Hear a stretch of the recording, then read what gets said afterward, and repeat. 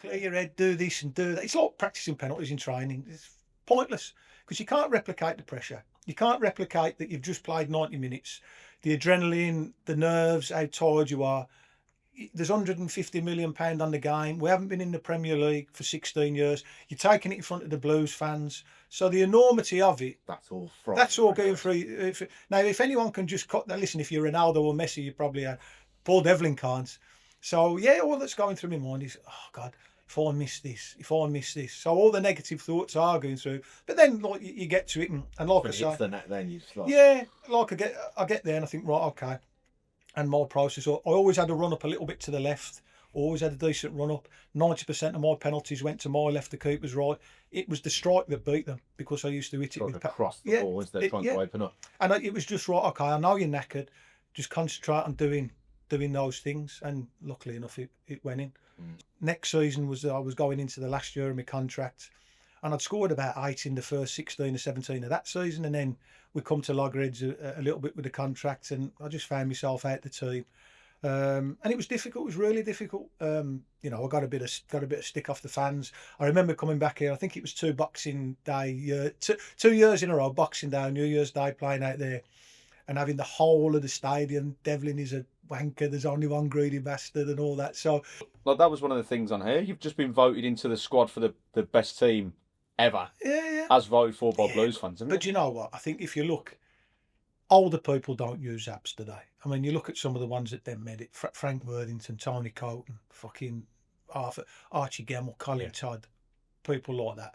So you take no context to it. Yeah, I mean, I looked at the 5 that were shortlisted for right midfield. Like Gordon Ashley, not many people have probably ever fucking heard of him. Like 60 odd goals in 200 and something games.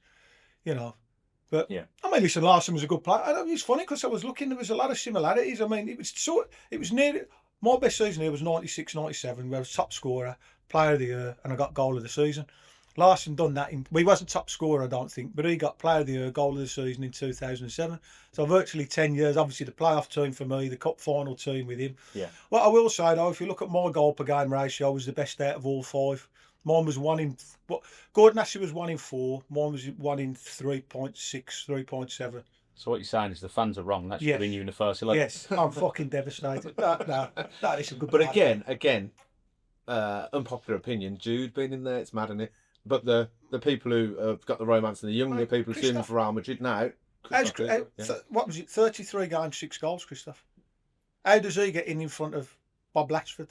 Well, I was just watching the highlights of the West Brom game, like the season we beat, and it was Duggery's still looking for his first goal. And other than that glut of games, wasn't it, where you just like, wow. He was, listen, there's a myth that he kept us up that season. And I've said it for however many years. No, the bollocks. We'd have stopped up comfortable without Chris. Because we had that season where we stopped up comfortable. We beat the Villa twice. He was the cherry on the cake, Christoph. Yeah. That's their Southampton game. Yeah, but like he had 2 or 3. I mean, listen, he was fucking brilliant. Don't get me wrong. I'm not one of the best players, if not the best player I've ever played with. But we would have stopped up that season comfortable without Christoph. And if you look at the goals he scored against, who did he score against? That's Charlton as well. Charlton, Southampton. There's someone else as well. Middlesbrough. Yeah, Middlesbrough. Yeah. So they weren't like top. It weren't a case of them goals in them 3 games kept us up by the skin of our teeth. Yeah. And I think fucking West Ham went down with 42 points that year, didn't they? Which you're stopping up comfortable with that. At least he was a brilliant player, but I look back and fucking think. What would be your 11 then? Oh, it's hard, and it's fucking. But again, it's subjective to how old you are, isn't it? Yeah. Like you just said, then. So people over 60 would put. I wouldn't put Francis in because I've never seen him play. Well, no, I never seen Trevor play. Oh, I played with him in training. He was fucking brilliant in training. But like my era down here was like Mick Harford, Tony Colton, Frank Worthington, people like that. So you could probably line 100 people up and have 100 different 11s, couldn't you? Yeah. So I think it's hard, isn't it? I think it's a really hard thing to. I just think that when they do it on an app, it favours people that you fucking. How many people out there don't use an app? Do you know what I mean? It's just a postcard one as well, shouldn't they? Again, it's hard. And it gets debate going, doesn't it? Especially on social media. That's why I do. Oh, listen, I'll take being in the squad, but I don't put too much credit on it when I look at the ones that ain't in the fucking squad. Yeah. Do you know what I mean? Yeah. It's a great thing to be done. I mean, listen, I never thought I'd be playing out there. My missus was on about the other day. So I've got the top 10 goals of all time, I've got 2 in the top, probably the top 8, 16 seconds and 38 seconds. So I was the 3rd most prolific penalty scorer in the club's history. First ever Premiership goal, player of the season, top. So like, I look back and I think, fuck me. You know, although I weren't at a club that was winning things, you know, I've got some really good achievements that I'll be proud of forever out there. And thinking I never thought I'd play out there. It's one of them, innit? You're one of my favourite players, but I feel like you're underrated a little bit. Do you feel like you're underrated? I think what it is, because I wasn't a spectacular player. Like, I didn't have a trick. I wasn't really You were dogged though, weren't you? a set piece specialist. I had a bit of pace, and I think the one thing I had for a winger that wingers don't normally have, I like the physical side of it. You couldn't kick me out of game, where most wingers you can boot them out of the game.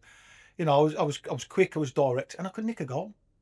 You know, I wasn't the most pleasing on the eye at times, but I would imagine you wouldn't have wanted to play against me if I was, you know, on my game. The left back looking at the team sheet, thinking, Yeah. I've got a graft to that.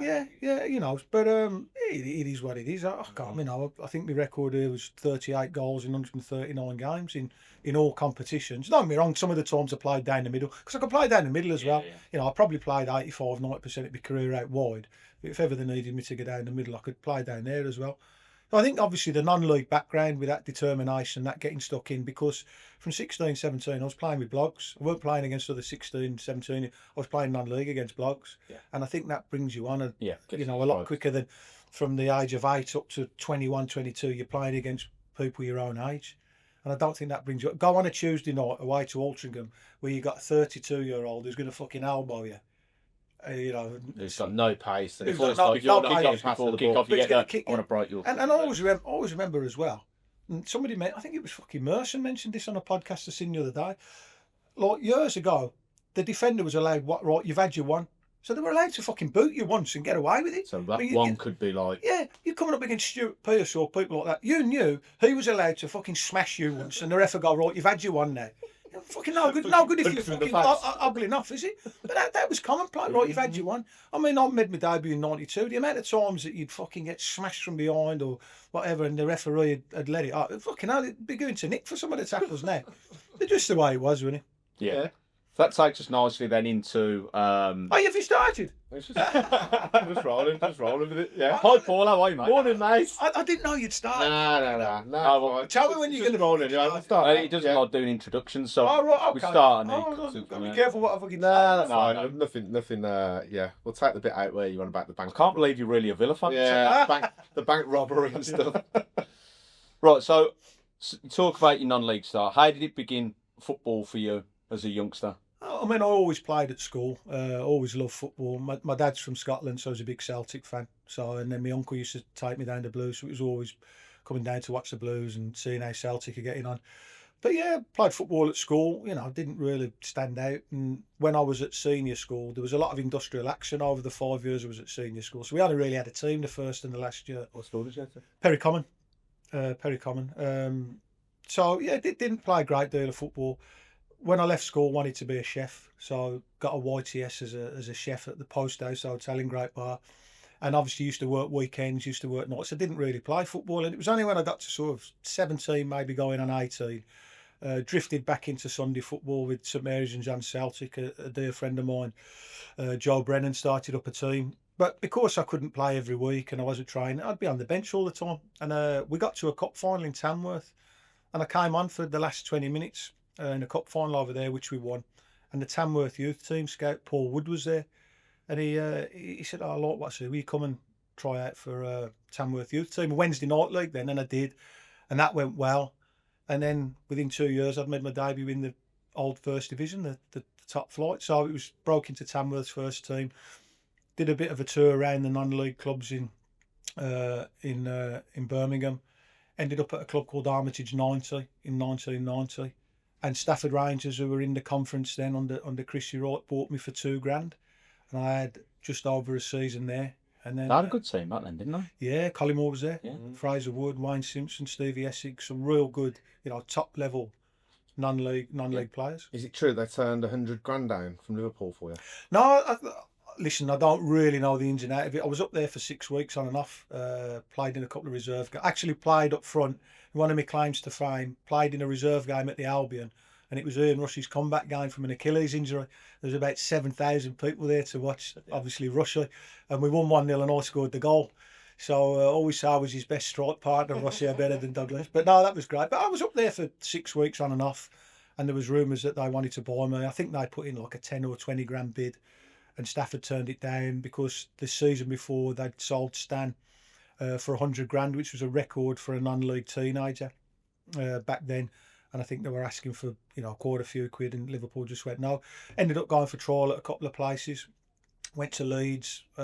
Wilkinson really liked me and wanted me to go back. I hated it up there. I just didn't like it. And I was up there for 1 week and come back, and Warnock had been after me for a while. And I come back and said, I don't like it up in Leeds. I want to sign for Notts County. So I went and signed for Notts County. Great move that. Notts County got relegated. Leeds won the league. But no, listen, I'd have probably gone to Leeds and never kicked a ball. They had a great team, McAllister. Any of them down here sniffing about at the time? No. I was a mate of mine's quite friendly with Gary Pendry, and he says that the Blue Scout had been to watch me a few times. He went, no, he's not good enough. I don't know who the scout was. I'd like to remember his name. I'd like to tell you, but yeah, there was a few. Derby, Oxford. I just really liked Neil Warnock. Obviously, it was the old First Division top flight at the time. Nottingham, it's only down the road. So that appealed to me. But I remember being in the house on the Monday where I didn't go back to Leeds, and Howard Wilkins, I was living at home, rang the number and gave me a right rollicking down the phone. On the iPhone? Yeah, because he wanted me to, on the phone. You had to dial up with a cord, give me a right rollicking down the phone. But it worked out right. I ended up going and playing 150 odd games for Notts County, and it was a brilliant start. Obviously, Neil Warnock gave me a chance, but then Mick Walker came in, and Mick was brilliant for younger players, Michael Johnson and people like that. We were all there, so it was a great start to have at Notts County. Did you win the Anglo-Italian? No? We did, mate. We was the only English team to win it when it came back. Again, that was brilliant. I played at Wembley twice in 2 cup finals in the Anglo-Italian. Not many players can say, well, I've played in the cup final at Wembley. And we lost to Brescia the first year when they had like George Hadji playing, top player, unbelievable player Hadji. And then we beat Ascoli the next year, and they had Oliver Bierhoff playing up front, who went on to win the World Cup. And we had some trips to it, He's getting an assist in knockouts. Yeah, set up Big Devon White, Thunderous had their Big Devon. Leggy set up Tony Agana with a throw that went about 180 yards from the halfway line to the back post. We've touched upon that, yeah. So when you come to Blues, Andy Legg was there again, you're like, come on. Do you know what? I've never seen anyone. I mean, and Leggy never used to practice it. So obviously, I played with Leggy at Notts County. Me, Jono, and Leggy used to share a house. So we were all, even to this day, we're all really close. I don't think I ever seen him practice it once. You never see Leggy in the gym working out. He's like that, isn't he, Leggy? He just had this throw where he could throw it, and what Leggy could do is he could throw it like that. It wasn't like a big looper. Yeah. It was like a rocket. Right. Yeah, I mean, I think the goal. Tony Agana's goal in that game at Wembley, he's near enough on the halfway line and throws it to the back stick at Wembley, and Tony nips him and gets a touch. But yeah, it was a great weapon to have. Before his time, I know, because it's come back now. I was going to say, what's your wife in this day, in this economy? Do you know what? I feel sorry for him though, because he's Andy Legg and people always think to throw him, but Legg was a good player, played for Wales. Yeah. He had a great left foot, great engine, could nick a goal. So the first thing people think of when you say Legg, that's him with the massive throwing. But there's worse things to be known for. Well, yeah, listen, at least you know for something. Yeah, but exactly. Leggy was a good player. He was a really good player. So it's quite nice that you've got that memory of the Anglo-Italian rather than most Blues fans that just remember it for Well, I remember speaking to Jono after the Ancona game. We'd actually gone somewhere and we were having a game of paintball or laser tag or something like that, and we sat down. And it weren't long after the Ancona thing. Obviously, I wasn't here at the time. And he was really worried. God help her if you was there though as well. Imagine that. Imagine if you was in that mix. I'd still be there now, but I'd be in Nick. I'd be in Nick still. Bricks. But he was just saying, and he was genuinely worried. And I always remember him making me laugh. He went, Dev, with my arse, if I go back there as well, he said, they'll have a field day. But I know. Beautiful man. Because we used to say, we're going to lads' holiday. Fancy Italy? No, Lord. You wouldn't have got him going to Italy for all the money in the world. But yeah, I mean, obviously I've spoke to a few of the lads that were involved with that. I think Dicey was the man that done the mind damage, if I'm reading between the lines. Yeah, he's not even allowed. But that was an Italian restaurant these days. That was the only thing with that, and I always found it a bit strange. The games in England, you'd have Italian refs, and the games in Italy, you'd have English refs. Now, how you were allowed to tackle that here is a lot different over there. So you used to get that many sendings off, and that I think I got sent off 2 or 3 times in it. But yeah, I mean, what's acceptable to them and us was two different things. But Wembley winners medal out of it, mate. That's it. So coming back to Blues then, 96. Yeah. What was that like? I know you're watching the highlights earlier. It was Wolves your first game? I think it was about my second or third game. Oh, okay. Yeah, it was brilliant. You said off camera, you just love playing against Wolves, didn't you? Yeah, I mean, I probably scored more goals against Wolves throughout my career than any other team. I just seem to always do well against the Wolves. But no, obviously John Howard came over to Blues, so I was gutted. John and Leggy was really close, and he came to Blues, and then I just got a phone call off him one day. Said that the gaffer, Baz, he said he fancies you. What do you think? Well, didn't need to say anything, did it? Yeah, get me here. So I know there's a bit of to and fro in with Notts County, with Baz and Steve Thompson and Colin Murphy, who were managers at the time. And then me and Leggy both ended up coming in the same deal. I was going to say, was that like one of Barry's negotiations? Well, who else was in your house? The rumour I heard is that Stafford Rangers had a salon clause for whatever I went for. So I think the deal was 400 or 500 grand for me and Leggy, and I was valued at about 80 grand, and Leggy was 420. So I don't know. I think there might have been a little bit of what do they call it? Get one free. Yeah, a little bit of constructive bookwork going on there. But no, it was great. To get the chance to come and play, which I never thought I'd do. And I think my first game was Sheffield, which we lost. I think my second game, the Wolves game was second or third game. But I remember saying to Baz, we played Sunderland, and about 2 or 3 weeks before that, I played Sunderland for Notts County. Scored 2 great goals, 1-3-2, and they had a Welsh centre half there called Andy Melville, and I'd done really well against him and murdered him that day. So I'm never forgetting, the changing rooms were over there at the time. So he's read the team out, and I've made the mistake of saying, "Oh, great! I had a really good game against him a few weeks ago. Brilliant! Lose 1-0, Melville goal." So you can imagine the stick I've got off Baz. But I mean, the thing that got me off to a flyer here was that Wolves game. I think it was a Monday night or a Tuesday night. It was a sellout at St Andrews, and we won 2-0. And I got both the goals. And one of the things that Baz did bring me in for as well, it was at the time where Blues were really struggling with penalties. Yeah. You wouldn't believe that somebody had taken into consideration how you take a penalty. And we got a penalty that night, which I scored, and then I scored the second one. And I was looking at it the other day, the pitch. If you look at the pitch during that game, you can't believe what it's like now. Yeah. So yeah, I got off to a good start, and I think I scored about 7 or 8 in 15, 16 games, and unfortunately Baz got the tin tack then. But it got me off to a really, really good start down there. What's your thoughts on Baz? Brilliant. When you got in contact, and have you seen the furore of the players he was signing, and obviously being where he'd been, did you just like, yeah, I want to... Well, I mean, listen, it could have been Baz, it could have been anyone. As soon as I knew it was Blues, I was coming. But Baz was brilliant, proper football man, great person to play for. And again, we touched off camera earlier about the role that Karen Brady, David Sullivan, David Gold had in rebuilding the club, and Baz was a massive part of that as well. It was huge. And I don't know, with the exception of Alex Ferguson, another manager that has been left the club so long that gets a reception like Baz does here.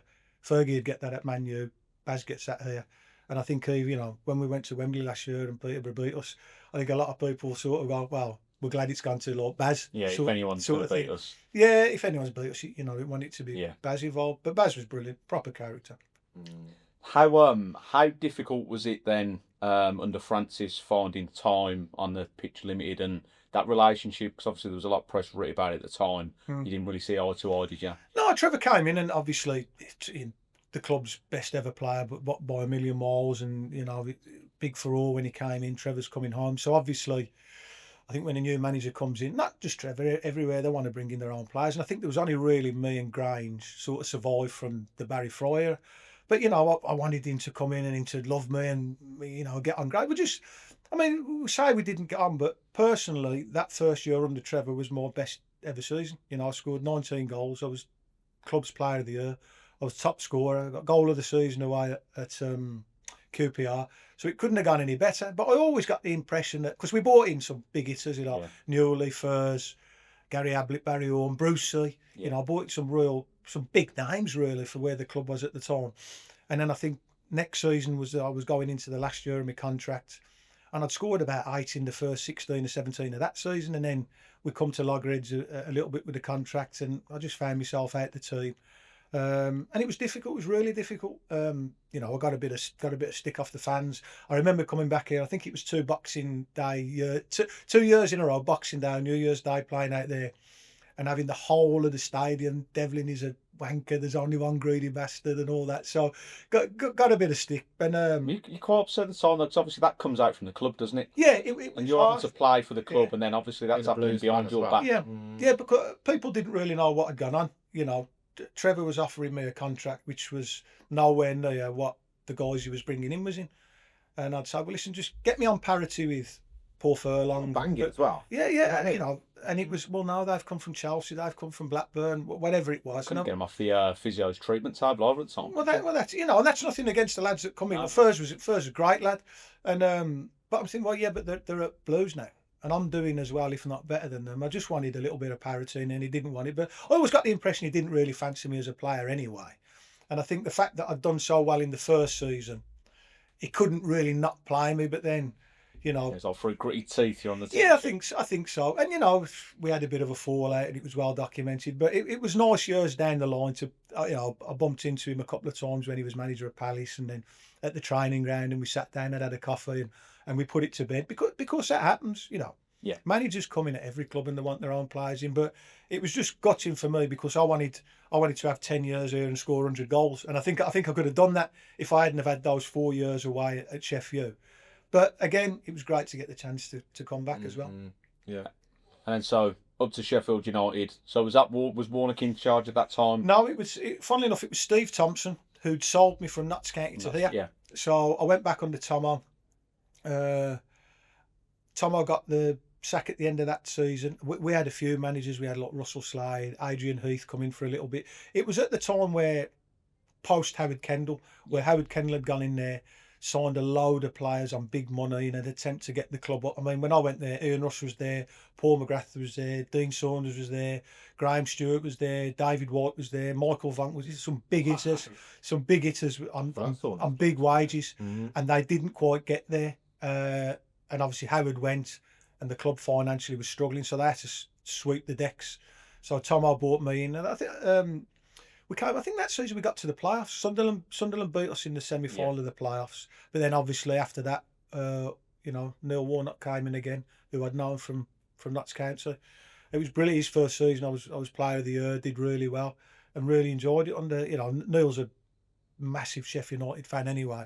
But yeah, I ended up having 4 really good years there, and you know, thoroughly enjoyed the time up there. Can we just touch on the situation that brought you back again that we talked about off camera? Go on. No, in regards to Bruce. Yeah. And how that move came about. Yeah, I was told there was a little bit of interest from Steve, who obviously had a good relationship with Steve. I'd played with him down here. His first job as a manager was Sheffield. I was at Sheffield, so that, you know, I knew him really well. He knew me really well.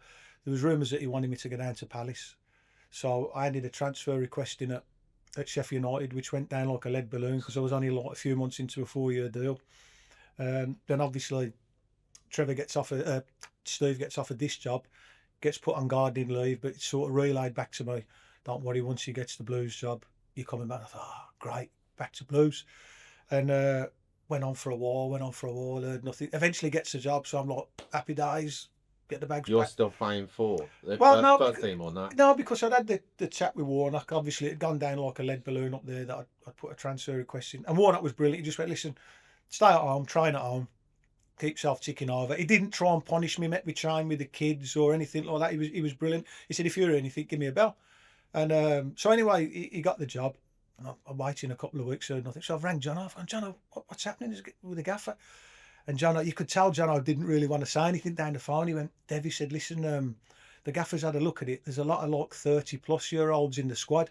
He doesn't think it'd be wise to bring you. I was like 29, 30, so I'm devastated then at the time. And I think, oh, God. So I went to Neil Warnock, told him exactly what happened. He went, okay, Sam, you're back in the squad. And he put me straight back in the team. And I never Were they forget. doing well at the time when you were on the leave?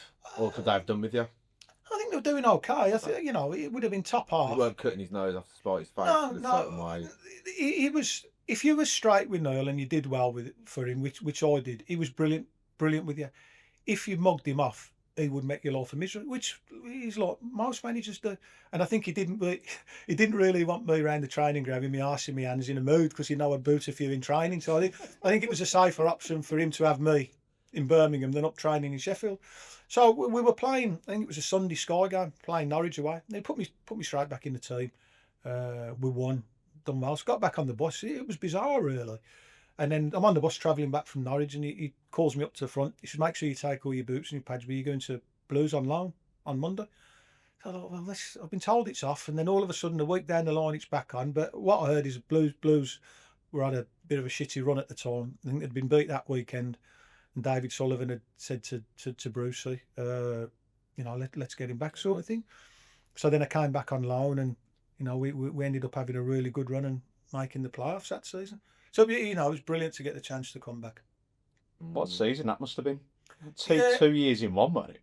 It was unbelievable, because I think I came back as well. I think my first game, might be wrong, was Watford. I think we were like 4-0 up after an hour, and then they brought it back to 4-2 or 4-3, something mad like that. But we went on a mad run. I think we didn't lose, or we won 12 out of the last 14, 15 games. Obviously sneaked into the playoffs, and the Millwall game, home and away, it was surreal, really. But it was great to get the chance to come back, and I tell you what, and it's a bit of a mad thing to say, it was brilliant to get the chance to leave on good terms as well. When I left a couple of years down the line, having been part of a brilliant era for the club. Yeah. So where do you rate that Wembley appearance for Blues against the Anglo-Italian? Millennium. Sorry, I do apologise. Yeah. No, listen, it's definitely probably the proudest moment of my career. Playing in a game that meant so much, and being fortunate enough to take one of the penalties and score. Well, that'll go with me to my deathbed, and to see what it meant, not just to the fans but to the players, was amazing. I remember saying to you when you played a bit for us at the Sedge, I said, you took a penalty. I said, how does that compare to that one? You just went, we played the over 35s. It was and there was a shootout. There was a little bit less pressure taking it for the over 35s than at the Millennium, mate. But listen, the relief, you were so young as well, weren't you? Like, you was young in kind of. Don't drop him in. You weren't under 35, was it? No. But about at the Millennium. In the Millennium, yeah. You look so I don't know. Was it the Blues fan in you that was nervous? Do you know what? Occasion. Do you know what? The occasion was mad, and I think because we played extra. So relieved. We played extra time as well, and whenever I took penalties, and it's my pet hate today when I see people take penalties, these stupid run-ups. So I always used to have a long run-up, generate a bit, but I never placed it. I'd always hit it as hard as I could. Blast it. And my theory was, if I don't know where I'm putting it, the keeper don't know. And if it was a league match, you're never holding it. If you're trying to send him the wrong way, he's got a chance of holding it. If you blast it, you never hold it. And I was lucky, really. I think in my career I took 20, 21 penalties, whatever, and I think I only missed one. So it worked for me. But I knew I was going to get cramp in my calves if I'd done my normal run-up. So I had to sort of shorten my run-up. I still managed to get a good strike on it and get it in the corner. But you're exactly right. The word that you said there, it was relief. It wasn't joy. It wasn't brilliant. It was like, oh, thank God. I can remember your face. Yeah. Oh, I do that. Face and you're like, yeah. Like, because God. The longest walk I've ever had is from the centre circle to that penalty spot. And all that's going through my mind is, if I miss this, I'm always going to be remembered as the Blues fan, the Brummie that missed the penalty in the playoff final. I said, and if we don't go up, you're never coming back from that. So it was pure relief to get the goal. Is that going through your head as you're walking then? Yeah. Your head, you're not clear. All these people say, oh, get clear your head, do this and do that. It's like practicing penalties in training. It's pointless, because you can't replicate the pressure. You can't replicate that you've just played 90 minutes. The adrenaline, the nerves, how tired you are. There's £150 million on the game. We haven't been in the Premier League for 16 years. You're taking it in front of the Blues fans. So the enormity of it, that's all going through. Now, if anyone can just cut that, listen, if you're Ronaldo or Messi, you probably are. Paul Devlin can't. So, yeah, all that's going through my mind is, oh, God, if I miss this. So all the negative thoughts are going through. But then, you get to it, and like I say, the net, then I get there and I think, right, okay. And my process, I always had to run up a little bit to the left always had a decent run up. 90% of my penalties went to my left, the keeper's right. It was the strike that beat them because I used to hit it with across the ball instead of trying to open up. And it was just right. Okay, I know you're knackered. Just concentrate on doing those things, and luckily enough, it went in. So it was relief. What are your thoughts for when Carter put it in and the celebrations? And do you know what? It probably couldn't have fell. And I seen him on this podcast saying the only one he worried about was me. I was the best penalty taker. I was the best penalty taker out of that of them. No, I remember him saying that. I think we had him about that. I know. Well, I haven't seen him yet. I'm going to have him about that. But no, it probably couldn't have fell to anyone better because I think Daz was 18 at the time. And probably a lot of the enormity of the occasion probably went over his head. But I was confident because we had some good penalty takers. Yeah. Brian Hughes still hasn't forgiven Daz to this day because he was the 5th penalty taker. You wanted the I wanted the glory. Congratulations, didn't you? But Stan, Stern, myself, Daz, and we did, and like I contradict myself a little bit. Every day for weeks leading up to that, at the end of every session, Brucey'd get the 5 lads, get all the lads barracking in and like pick it up from the half-mile walk and take it. But I mean, it's not a patch on doing it for real. Yeah. But we had some good penalty takers, so I was pretty confident, but as confident as you can be in that sort of moment. Obviously, the keeper played a blinder as well. It's Vassam, wasn't it? Yeah, Nico. So brilliant that. We're talking about that with the best teams that as well. How there was very little conversation. Like Vassam's name didn't really come up. Well, I think the standard of keepers we've had here, isn't it? I'm a Tony Cope. Really good keeper. The best keeper I've seen down here is Tony Cope. And a lunatic.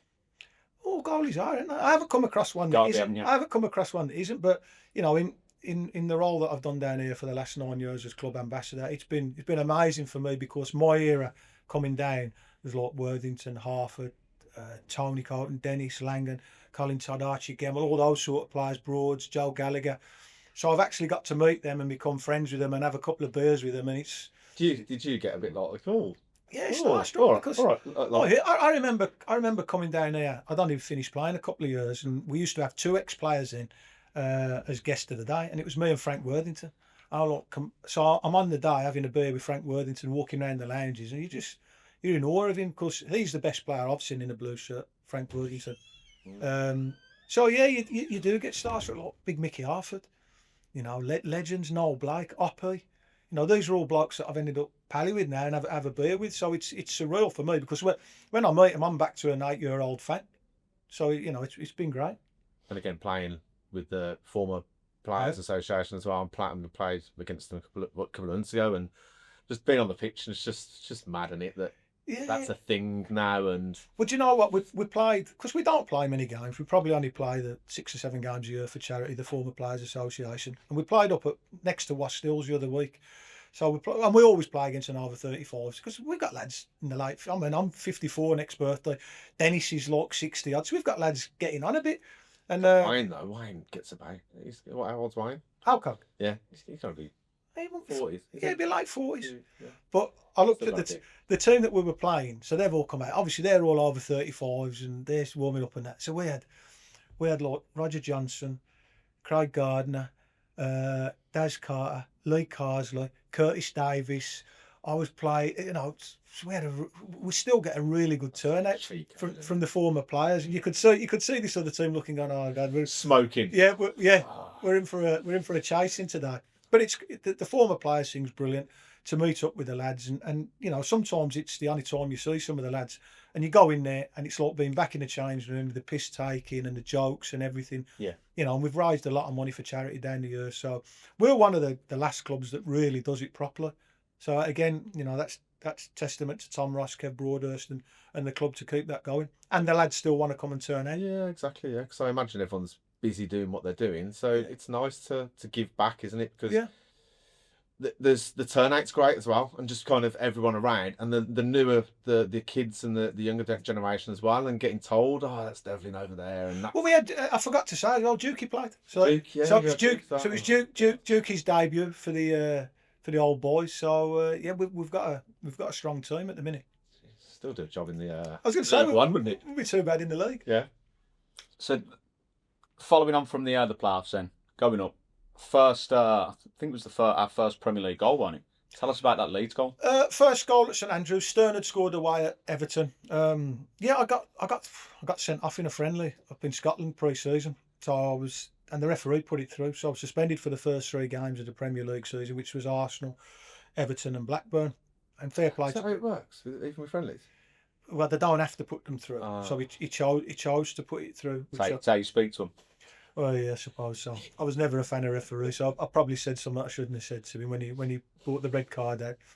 So yeah, I was absolutely devastated. You know, I'd waited all those years. I was 30 to play in the Premier League, and I missed the first 3 games. And you know, when you're out the team, you'll say, "Am I going to get back in? Are they going to do well?" And you know, so it was nice that we had Leeds down here, and Brucey put me straight back in. And Leeds had a good team. I think they got to the semi-finals of the Champions League that year. But yeah, the goal, you know, I get asked about it loads, and it's as you fellas will know, you work on a set piece in training. It might come off once in 50, and you might have to wait 20 games for it to come off, and it worked first time. Because that ball grind you put into you, there was a bit of zip on that one. It sat up as you went to hit it. Yeah.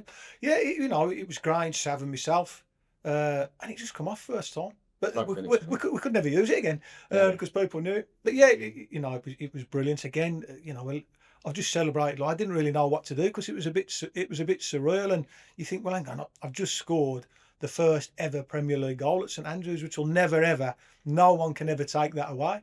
So it was great. And then, you know, Jonty scored a worldie after it as well. Yeah, you know, it's like prime Man City, wasn't it? One touch, first time curling to the top corner. You know, he's curled. I think that one goal of the season, but 2 really good goals. A young Bowyer for them as well, wasn't it? Bowyer scored, but obviously that was our first win, and it sort of triggered a really good season for us. Really good season. Yeah, you know, brilliant.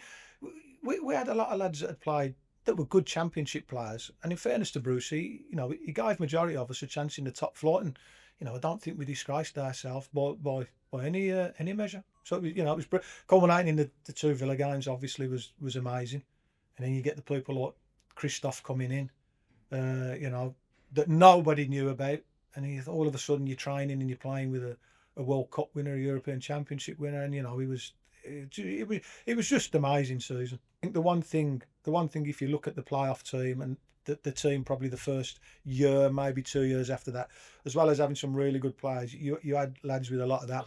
You had grafters, you had lads that if you wanted to play, they'd play. If you wanted to have a scrap, they'd have a scrap.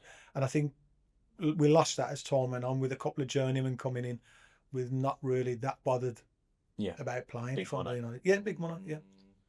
So when did you realise? No, hang on, I need to ask you about this one. Yeah. So they moved to Watford. Yeah. Word is that Elton John personally put his hand in his pocket to fund the move. He's going to do that to you. How did that John put his hand in your pocket? Yeah, I think it was the second season. I was 31, 32. I can't remember exactly how old, but there'd been a bit of interest. I wasn't playing every week. I was away with Scotland, and West Ham rang me.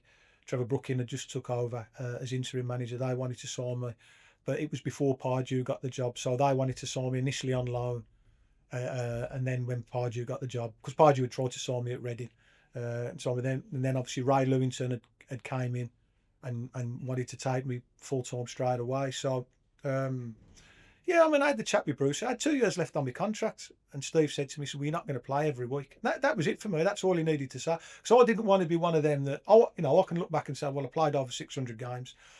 My biggest achievement, my biggest thing I'm proud of in my career, I was never out of contract, ever, in 15 years. So that meant somebody always wanted me. You know, I look at some of the people that have played down there that didn't play 50 games in years, that were happy to sit on the bench. That was never me. I wanted to play. So when Brucey said, "You're not going to play every week," great, okay, shook hands, brilliant. He said, "You can stay, you know, you'll get..." And some people would have done. Yeah, and some people would have done, because Eddie Newton did, didn't they? You know, it would have been easy, but you know, 31, 32, time's running out, I want to be playing. So anyway, Karen wouldn't let me go to West Ham, because she said, "Well, if you're going to go, we want you to go full time. We don't want a loan deal or anything like that." So I ended up going to Watford with Ray Lewington, and yeah, Elton John had said to Ray, look, because the club was skint, it was after the VR, a bit similar to when I went in at Sheffield. Viali had gone in there, spent a Yeah. load of dough. The club was skint, clear the decks, get some new players in. Barry Fry, Yeah, who can we get bargain basement? We get this lad from Blues. And Elton John had said to Ray Lewington, I'll fund one deal, I'll pay the transfer fee and I'll pay his wages. So Ray Lewington, and yeah, Elton John funded the whole thing. He said, we'll get the stadium full again. We'll rock it, man. Yeah, well, yeah. Well, actually, he put it that season as well. He put a concert on as a fundraiser for him, and he gave me a shout out on stage. Right, so I'm sitting there with all the. You can imagine the stick I'm getting, can't you? But no, never met him, never got to meet him, anything like that. So that's another one of your first and onlys in the career of in the highlights. And you know what I will say, because you know Ray Lewington was top fella. You know, Elton was heavily involved in talking, not just about the club. He said he was not just one of these famous fans that, you know, he knew every player, he knew who was available. I was looking at him. He said he was a proper fan and proper invested in it. And he looked down the years, he's been chairman there, and you know, obviously funded different deals and that. Did he do a run and get an office over the training ground? Can you imagine those serious board meetings where they're discussing transfer potential ins and outs, and he's sitting there in the big glasses in the boots, but talking really seriously about transfer business?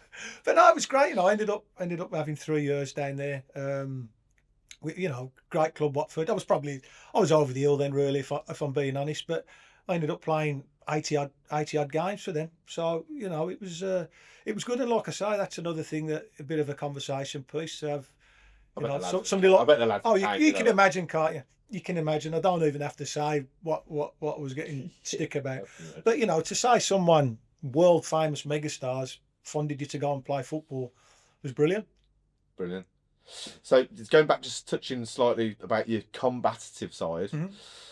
Yellow, red card count is up there. It was a different game. I ran out of fingers when I was accumulating yellows and reds. What did you put that down to? Was it your attitude? Was it your just always kind of to the edge and kind of just going over the edge? Yeah. I mean, the first. You was never like horrible about it. I don't remember you being a horrible player, but you was always. Yeah, listen, I think again probably a little bit of small man syndrome in there. I always remember, you know, when I went to Notts County, I don't know if you can remember, lads, years ago, I used to get so many points. So it'd be 2 points for a booking if you did that, 3 points for a booking if you did it, blah, blah, blah. Yeah. So when I signed for Notts County, like in one of the reserve games, I got a booking, and Neil Warnock rang me, going, you've broke the record points in a season. Because obviously it all got put into the league then, but he didn't realise I'd been booked, I don't know how many times at Stafford Rangers, non-league. So they had to go to like a league thing. Hang on a minute. He's only signed for us for 2 minutes. That's his first booking. We did, you know, everything had accumulated and carried over. but like so, didn't mention that in contracts. Like no. I thought I better never came up. You never have. Keep my mouth shut about that. But yeah, you know, I let myself down. Over the years with especially the first half of my career, disciplinary. The red mist had come down, you know, and like I say, I wasn't one of these wingers that didn't like the physical side of it. If you kicked me, I'm kicking you back. And if you'd kick me one game and I didn't get you back, I'm waiting for the next game and I'm kicking you back. I always remember Wolves, funnily enough, my quickest ever sending off was 6 minutes at Molineux. And that was, of course, they had a lad called Mo Kamara left, and he'd done me here. So I don't know whether I had to go off, and I don't know whether I got the chance to do him. But anyway, playing away at Molineux. You're mindful of that. I'm thinking, right, okay, first chance. And you never normally get the first chance in 6 or 7 minutes. And incidentally as well, it was my in-laws' first time they came to see me. So they're in the pub with my dad, who used to like a beer before the game. So they don't get in, you've already kicked off. And they were telling me, like, the 5 minutes gone, 6 minutes gone. They're like, excuse me. Sat down. He said, they've sat down, looked up, and I'm walking down the tunnel. But yeah, so, right. 6 minutes, the ball's been paid over to him. I thought, oh, here's my chance now. So I'm thinking, there's no way he's going to send me off after 6 minutes. What happens to the first one? Well, the defender's got that, not the forward. Oh, okay, yeah. So and he just went red card. But yeah, you know, I didn't want to be one of those players that because. Did you get him properly though? Oh yeah, done him. But I wouldn't want, you know, because I'm only 4'8" and I was about 10.5 stone, and I thought, well, I don't want to be one of those players that people can look at and think, right, we can physically boot him out of the game. And you know, I was quite quick, I was quite aggressive, quite direct. So it was just, and I think that sort of side of it, that edge, made me the player I was. I think if I'd have tried to take that away and maybe stand out with a few tackles or just calm it down, I don't think it would have made me the same player. I mean, listen, every manager I played for, they tore their hair out at times with some of it. You know, some of it was daft, some of it was stupid, ill-advised, but it just wasn't. That's what they signed you for, and that's what they liked as well. As much as they probably didn't like it if you did get sent off, they liked it that. Yeah. It was you seem like the kind of player that you'd get one and you'd be like, okay, time to go, kind of thing. That first challenge, then you're like, okay. Well, we talked earlier. Back in the day, defenders were allowed to clobber you once, and the ref would say, "Right, you've had your one now." So you knew as a forward player, right, you're going to get smashed once, and there's going to be no comeback for the defender. And like I said, you're playing against people like Stuart Pearce and people like that. They get gnarly. Yeah, they get you properly. So yeah, it was. Listen, I made my debut in '92. Physically, it's a far different game now to what it was then. You look at the pitches and some of the tackles back then, and then I look back to the era when I watched down there in the 80s and that. Again, the 90s was different to that. I just think there's far less contact now, isn't there? Yeah. Every tackle seems to be a booking. But it is what it is. The game adapts, doesn't it? But the physical side of it, always quite enjoyed. It is a shame, isn't it, that that's being phased out, because that's as much part of It's turned football into as a tackling. non-contact sport, isn't it? Yeah, I mean, listen, I've played in games, and you lads would have, and we've all watched games where the game's been crap. All of a sudden, a thunderous tackle, everyone gets going, and it sort of ups the game a notch, doesn't it? So I think, there's been a look at some of the great tacklers. Martin Granger, seeing Grange go into a full-blooded tackle. I think there is a place for those sort of players in the game, but then you look how the game's going. Maybe there won't be, or maybe there isn't now. And I think it's because tackling properly, that's a skill. Yeah. You know what I mean? Tackling people properly and getting your timing right and winning the ball, is a skill that's going out the game. See, I used to always think that when coaches say if you've had to go to ground, you've already made your mistake. You haven't read. But I thought that was going to ground properly, timing a tackle, where you cover a couple of yards in wet conditions, win the ball, and take the player, maybe. Yeah. So listen, we were always told if you can take the ball and the player, take them. It's like when people are say, "Oh, I never had a manager that told me to deliberately to hurt someone." Every manager I played for, if you get the chance to do him, do him. And that's not being controversial. If they had a really good player, I'm on about fairly, not just run up and kick him. Every manager I played for said if you get the chance to tackle him and follow through and hurt him, you was told to do that. Yeah, because half the players that are like that don't want to know after that, do they? They think, "Oh, I ain't going near him." So you look now. How many times you see someone win the ball clearly now, but then the momentum, then they've smashed someone and took them out. Like years ago, as long as you got the ball first, anything else after that didn't matter. I remember the penalty against Villa away. Johnson on Agbonhor, wasn't it? And it was a good tackle, but he gave the penalty. Won the ball. That was the first time you're like, it's changed. Yeah. Tackling has changed. Yeah, I think obviously the physical side of the game gets less and less each season, and that's the way it looks like the powers that be want it. It always sort of makes me laugh when they're going about players from years ago. Could he play today? Yeah. I think a more relevant question is, could players today play years ago? Could you put? I think the great players could play in any era. Your Messis, your Maradonas, your Besties, Ronaldo. They could play any era. It doesn't matter. But you stick a player who's playing regularly in the Premier League, a run-of-the-mill Premier League player now, put him back in the 70s. Could he play then? So assault, wasn't it? Most challenges were akin to assault. Yeah, you're getting defenders that are like trying to half you into like pitches that are ploughed field. So I think it was more difficult to play years ago than it is now. Yeah. I've seen some. So there was that slap the other day. Yeah. With the Everton, and it showed one from I think the 70s or the 80s, and the keeper had come out and the defender and the keeper just went to his own defender, and the refs come over like, "Come on, lads!" And he was just done. Yeah. And that's just you're just like, it's just a different world. Well, I had something similar at Sheffield with Marcus Bent, and we had a bit of we were playing Lincoln in the FA Cup, and Benty had got a hat trick.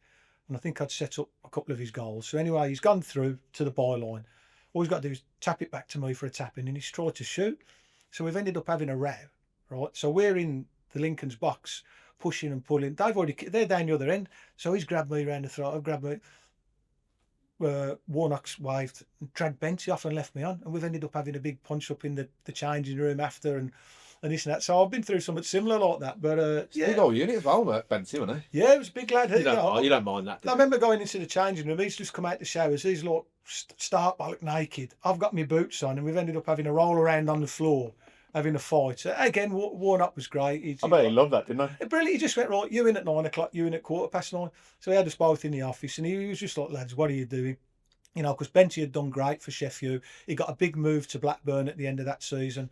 At that time I was player of the season, and he didn't fine us. He didn't. He just like, lads, grow up a little, like, banged our heads together. Yeah. And like I had I don't know, 18 months with Benty. Got on brilliant. We had like 30 seconds of madness. But that was where Warnock's man management was brilliant again. Other managers would have made a big thing about it. 2 weeks' wages and 2 weeks' wages for you. Yeah. Which then I've got the ump with Benty. I've got the ump with the gaffer. Yeah. You carrying it on and on. It escalates. That's what I mean. Moyes is from the old school, and he said something similar in the interview, didn't he? I don't mind him having a fight. Listen, you get flashpoints every day or every other day. In training. To win. If you could see the way you've been in changing rooms, if you could see the way lads talk to each other in changing rooms, the amount of times I've seen people having arguments, grabbing around the throat, training ground fight, it happens. You know, you're out there and you want to win, and like tensions are high, and it's just part. As long as you don't take it on and bear a grudge, and it's something that's happening all the time, you know, there's no issue with it. The Dyer Bowyer thing when I remember the Souness interview, and they're just standing behind like for ages. Just remember that one, they're shaking hands awkwardly, and it's just like, oh, it's just. But it's competitive, and like say Moyes from the old school, just like, I don't mind it if it's for the good of the team, and we'll sort it out indoors because there's that many cameras. Have you ever been in changing rooms then where it's the opposite, where you're sitting there with players that look like they couldn't care less? Oh, as many times as I have the other time. You know, I remember going to. I'm not going to name names, but I remember it at Sheffield. I remember it here. Not so much Notts County. I remember it at Watford. You'd have lads that were comfortable, maybe come in on good contracts. You know, most lads and myself, you'd play. You kid yourself on if you've had a knock or a strain. No, I'm all right. I'm all right. Deep down, you know you're not all right. There was other lads that if they had a scratch, they wouldn't play. They weren't really bothered about if the team won, lost or draw. They were getting paid. So you get a lot of that as well. I think less so with the homegrown lads. Our sort of attitude was we'll play through a brick wall. We'll play through the prime barrier. Used to play with a lot of the foreign lads who, no, that's not right yet. That's not right. I'll leave it another fortnight. So yeah, you get both extremes really. What was you like in the changing room? Was you vocal in the changing room, or was you just, or was you? No, yeah, depend where you was. Yeah, pretty vocal. Like to laugh and a joke. Yeah, I wasn't kind of. Oh, come on, lads. Yeah. I wasn't a shrinking violet. Looking back now, I probably should have kept my gob shut more than I did. But yeah, I'd have my say. But I think that's part and parcel of my character. Just touching on internationals. Mm-hmm. Scotland, obviously, you've got a number of caps for them. Was there any temptation for England? No, I was never linked with England. I'd been linked with the Republic of Ireland in my first spell here, but FIFA changed the rules that you couldn't go back as far as your great grandparents. Right. My great grandparents were from Ireland, so Mick McCarthy rang me the week before he announced his first squad. When I think he'd gone from Millwall to the Republic job, and I would have been in his first squad, and obviously I couldn't qualify. Down the years, there was rumours about Scotland on a few occasions, and obviously I think the catalyst for me was getting to the Premier League, because I wasn't playing any better than I had done the previous 10 years for Sheffield or my first spell here. But because I was playing in the Premier League, I think that, so again, came late to me, like turning pro at 19, Premier League at 30, first cap at 30, everything came probably a little bit too late really. You're like the antithesis to this whole development programme now, aren't you, where the kid falls out the mom and he's rolled straight into an academy and... Mate, listen, the amount of, not arguments, the amount of discussions we have this now about getting kids in at 8 and 9, 99% of them are released at 15, 16. It's too young. And how can you tell anyone at 15, 16, you're not good enough? Oh, I remember being at school, senior school, and like I say, we only had a team for a couple of years. You'd have the lads that stood out a mile. Invariably, they were the lads that were 6 foot at 12 and 13 and just used to... By the time 18, 19, you catch up with them. Yeah. I think we're getting kids far too young, putting too much pressure on them. And also, you're getting kids at 8 and 9, think they're going to be players. They toss off school, they toss off the learning, they don't play with their mates, and then all of a sudden at 15, yeah, thanks but no thanks. And I don't know what the statistics are on it. When I was a kid, it was a youth team. You keep the 2 best players out of the youth team. Watch yes, lads. That's how it was when I first signed for Notts County. So you'd have 2 out of the group of 16, 18 that'd make it.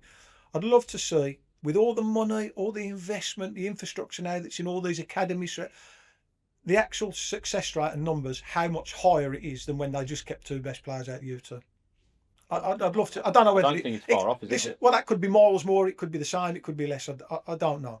But when you look at... I mean, we celebrate all these academies and everything now, and there's still 90% don't make it. So what other industry would celebrate a 90% failure rate? Now I know obviously football's its own sort of thing, but I just think you got to let kids enjoy the football. You got to let them develop. Again, we spoke about non-league earlier on. From 16, 17, I was playing against blokes. I wasn't playing against another 16-year-old or another 17-year-old. I said, go to Altrincham on a cold Tuesday night where you're playing against a 35-year-old who's been around the block, maybe played 100 games for Blackpool, who's going to elbow you, who's going to boot you. You have to grow up quickly. I've seen brilliant kids playing against kids their own age. Go and stick them in a team where they're playing against men, grown men, and they fall down.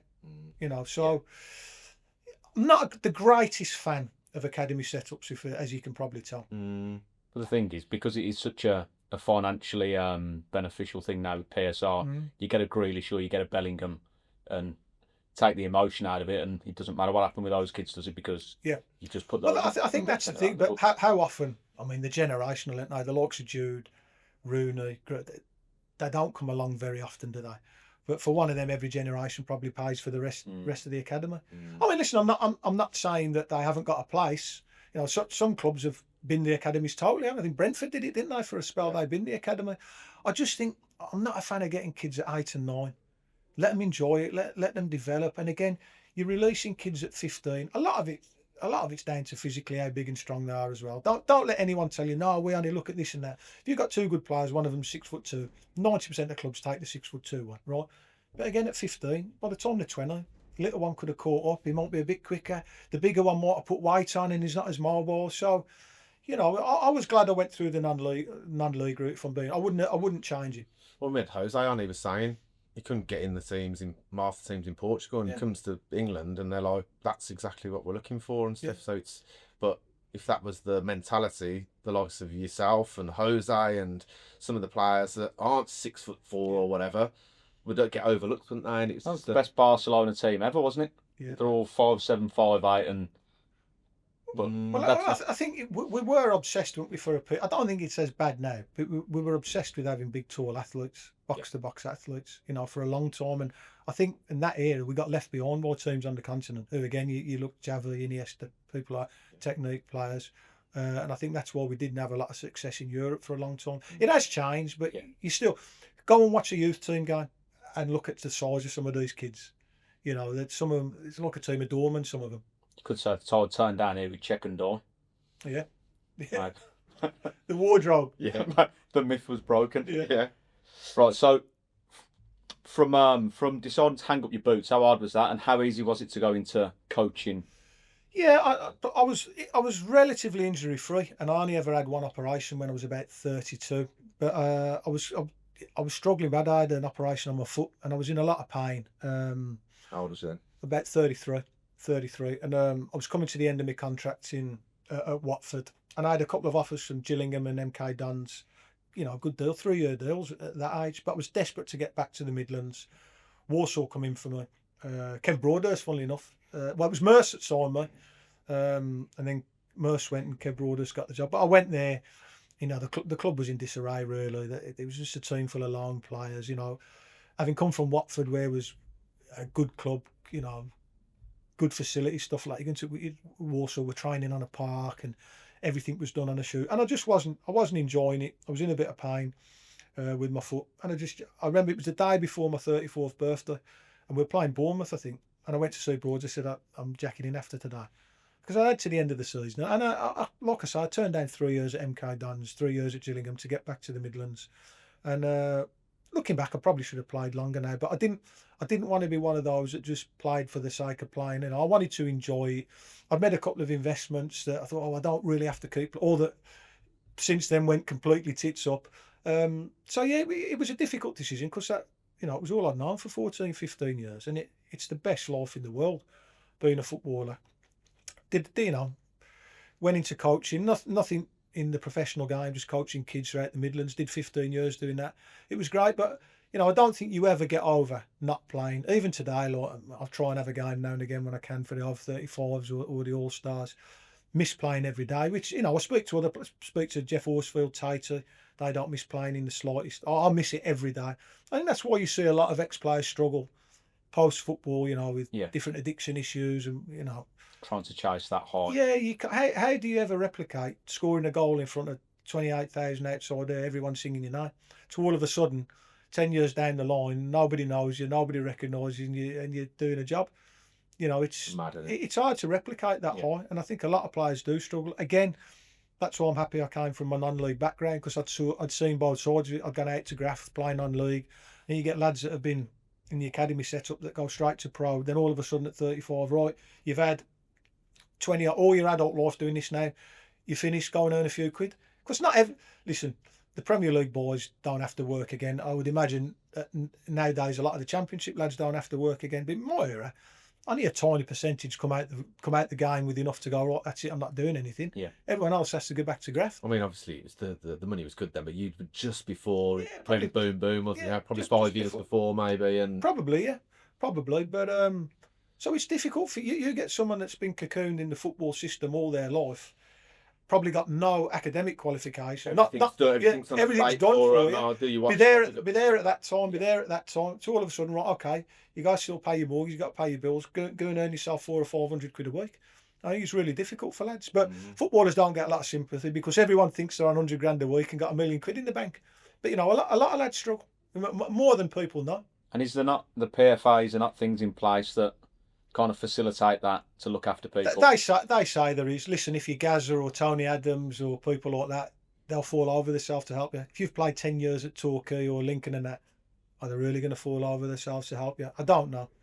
Most players I speak to don't get a great deal of help, if I'm being honest. I watched the thing with Lee Hendry the other day, and he was on about, you know, when he had his problems with depression and tried to take his own life, said he got zero help from the PFA. And Lee was quite high profile, wasn't he? Yeah. Criminal, that, isn't it? It is criminal. Well, then you hear about the financial mismanagement going on at the top and the controversies around that. Yeah. I think the interests clearly aren't with the players, are they? Well, it's like I needed a hip replacement 2 years ago. And it's obviously down to wear and tear playing football. Rang the PFA. No, you don't meet the criteria. Well, what's the criteria? I can't walk. I'm struggling with the hip. But then you look at other players, higher profile 25 players. years in the league. Yeah. You literally played most of your career in the Football League. But so I said, well, what is the criteria?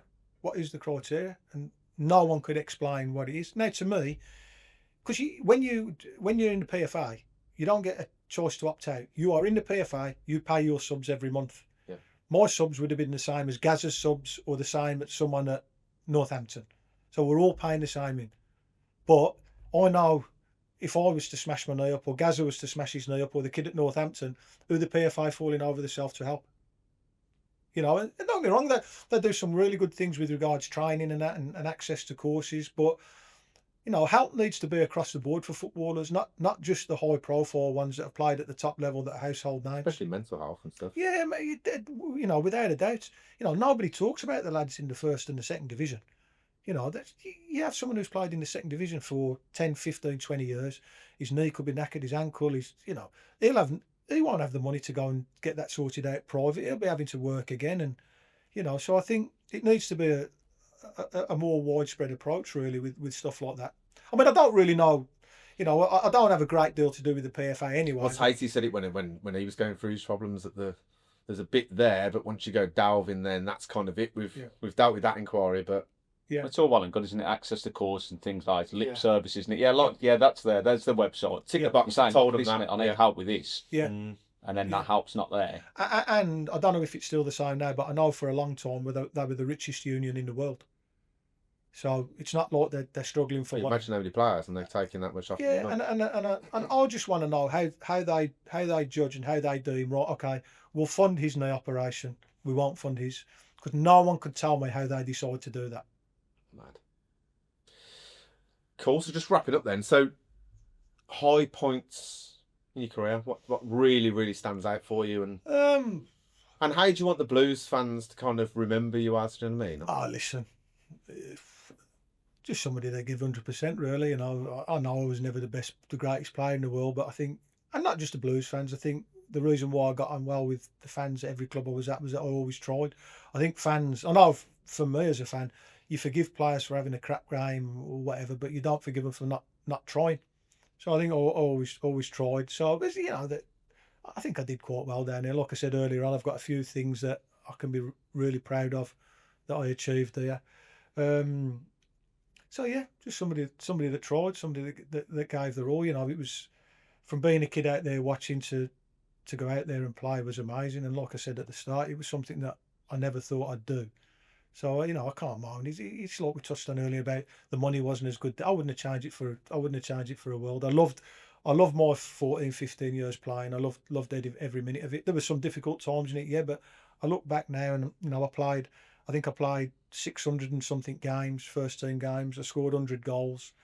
I played in the Premier League and I got an international cap. So for a 5'8" short ass from Erdington, didn't do too bad. Any last words for Elton John? No, no. Listen, it is a bit of a conversation piece that. But again, thanks, Elton. Well, thank you, mate. It's an absolute pleasure. pleasure. Yeah, great. Thank you. No worries. Cheers, mate.